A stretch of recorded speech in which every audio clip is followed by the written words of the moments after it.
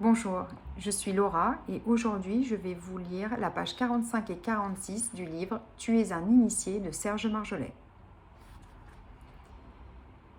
La magie christique a débuté il y a 2000 ans avec un homme qui, comme les Esséniens, critiquait le temple et ses prêtres corrompus. À la différence des Esséniens réunis à Qumran, lui, Jésus, le miraculeux et illuminé Jésus, parcourait les déserts, les hameaux, les villages et les villes. Pendant ce temps, les Esséniens ascétiques écrivaient sur des rouleaux de cuir, plus un rouleau de cuivre. L'écriture était apparue, amenant avec elle une nouvelle manière de connaître Dieu. L'écriture n'a pas été pour les prêtres, mais pour la société civile, plus particulièrement pour l'administratif. Avant l'écriture, l'oral et la mémoire, on apprenait tout par cœur. Le prêtre apprenait aux hommes, ceux-ci rentraient à leur maison, l'apprenaient aux fils. Les filles et les femmes n'avaient pas le droit d'accéder à la culture.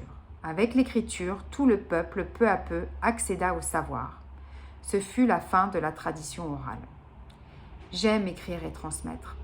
Tous ceux qui viennent à mes conférences se rendent compte que de 10 lignes écrites, j'en fais 10 révélations orales.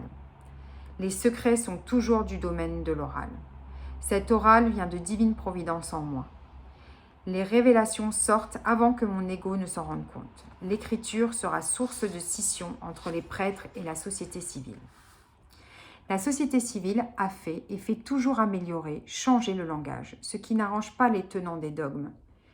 De religieux, le langage prit le large et devint commercial, philosophique et politique.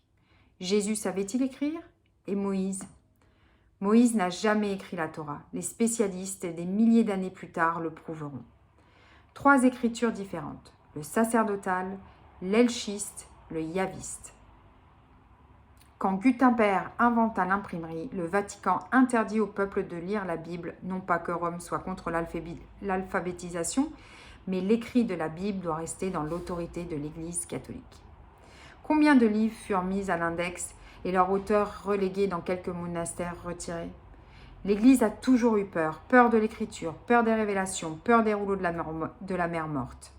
Sinon, pourquoi existerait-il aujourd'hui encore l'Inquisition, rebaptisée Congrégation pour la doctrine de la foi, dirigée d'une main de fer par Monseigneur Muller? Inutile de dire que Muller et ses compagnons ne sont pas des réformistes, des rétrogrades plutôt. La dissidence est le danger de Rome, comme d'ailleurs en tout domaine.